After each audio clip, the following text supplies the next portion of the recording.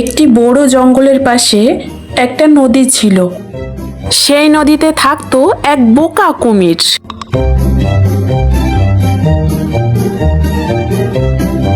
আর জঙ্গলে থাকতো এক বুদ্ধিমান শিয়াল। জঙ্গলে ঘুরে ঘুরে শিকার করে আমি এখন অনেক ক্লান্ত। জল তেষ্টাও পেয়েছে প্রচন্ড। ওই দূরে একটি নদী দেখা যাচ্ছে মনে হচ্ছে, যাই ওখান থেকে একটু জল খেয়ে আসি। এই বলে শিয়ালটি সেই নদীর দিকে এগিয়ে গেল তার জল তেষ্টা মেটানোর জন্য।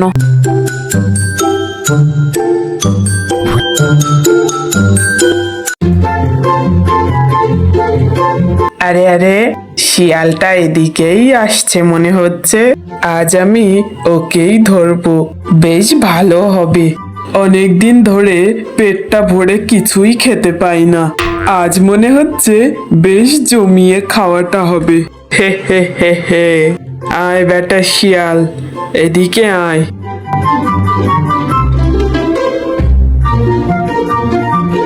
শিয়াল নদীর ধারে পানি খেতে আসে।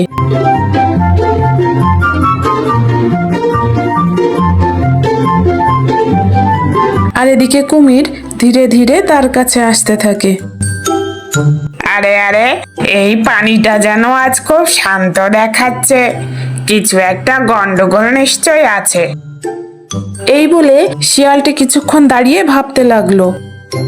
কুমিরটি হঠাৎ লাফ দিয়ে শিয়ালের পা ধরে ফেলে।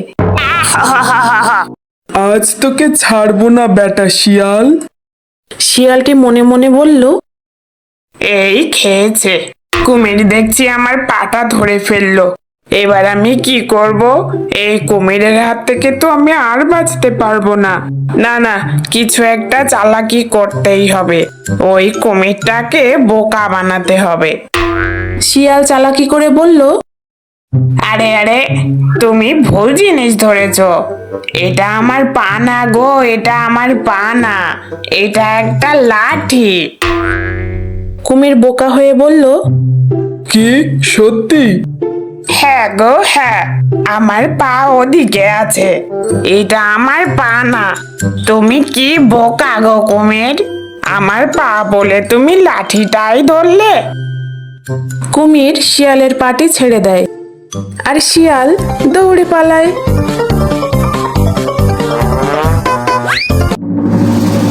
আরে আমি ঠকে গেলাম যে। হায় হায় হায় হায় রে, কি বোকা আমি। হ্যাঁ, শিয়াল বললো ওটা লাঠি আর আমি বিশ্বাস করে ওকে ছেড়ে দিলাম। হায় হায় হায় হায় হায় রে, এ কি কাজ করলাম আমি। হায় হায় হায় হায় হায়।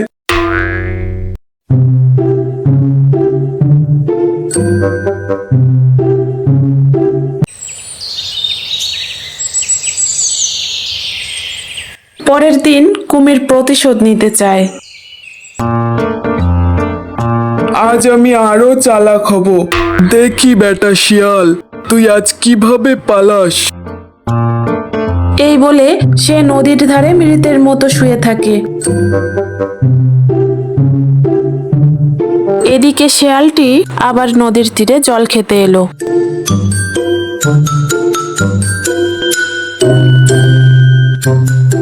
শিয়াল কুমিরটির কাছে এসে মনে মনে বলল, কুমিরটা এত চুপ কেন? আজ ঠিক নতুন কোনো ফোন দিয়ে এটেছে। শিয়াল চালাকি করে বলল, মরা কুমিররা কখনো চোখ বন্ধ করে থাকে না। এ মনে হচ্ছে জ্যান্ত আছে। এর পাশে যাওয়া যাবে না বাবা। এ চোখ বন্ধ করে আছে মানে এ বেঁচে আছে। কুমির ভুল করে চোখ খুলে ফেলে। শিয়াল হেসে বলল, ধরা পড়ে গেছো, তুমি ধরা পড়ে গেছো। তুমি কি বোকা কুমির। এই বলে শিয়াল সেখান থেকে দৌড়ে পালালো। কুমির বলল, আবার ঠকলাম। হায় হায়, এত বোকা আমি। হায় হায় হায়, আবার ঠকেছি আমি, আবার ঠকেছি। ধুর, আমার দ্বারাই কিচ্ছু হবে না। কুমির এবার নতুন প্ল্যান করে।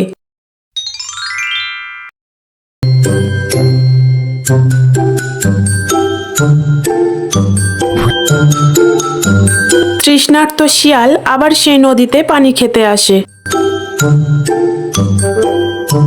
আমাকে বুঝে শুনে পা ফেলতে হবে। ওই বোকা কুমিরটি আমাকে ধরার জন্য নতুন কোনো ফাঁদ পাততে পারে। কুমিরটি আবার তার পা চেপে ধরে। শিয়াল মনে মনে বলল, এ বাবা, এবার কি করি? আবার ওই বোকা কুমিরটা আমার পা চেপে ধরেছে। এই যে কুমির ভাই, তুমি আমার পা না, আমার লেজ ধরেছো। হা হা হা হা হা। কুমিরটি আবার ভুল করে ছেড়ে দেয়, আর শিয়াল অমনি দৌড়ে পালায়। কুমির রাগে ফেটে পড়ে। এই শিয়ালটা দেখছি খুব চালাক, এবার ওকে শেষ করবই করব। যাই, অন্য ফোন দিয়ে আটি।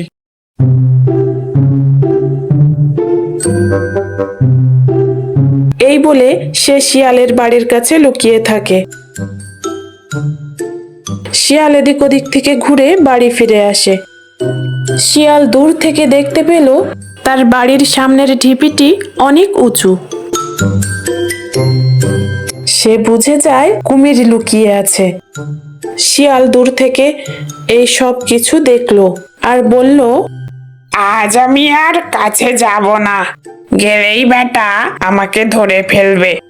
আর এবার একবার যদি ধরে ফেলে, আমি নিজেকে আর বাঁচাতে পারবো না। এ কথা শুনে কুমির লাফ দিয়ে তাকে ধরতে যায়। শিয়াল ছুটে পালায়, আর এদিকে কুমির ক্লান্ত হয়ে যায়। আমি আর কখনো শিয়ালকে ধরতে পারবো না। এই শিয়াল অনেক চালাক। এই শিয়ালের পিছনে ঘুরে ফালতু সময় নষ্ট করা যাবে না। এর পিছনে ফালতু সময় নষ্ট করতে করতে দেখা যাবে যে আমি না খেতে পেয়ে মারা গেছি। না না, অন্য শিকার খুঁজি। শিয়াল হাসতে হাসতে জঙ্গলের ভিতরের দিকে চলে যায় আর বলে, বুদ্ধি থাকলে বড় বিপদ থেকেও বাঁচা যায়। হা হা হা হা হা। শুধু শক্তি নয়, বুদ্ধিই সবচেয়ে বড় শক্তি।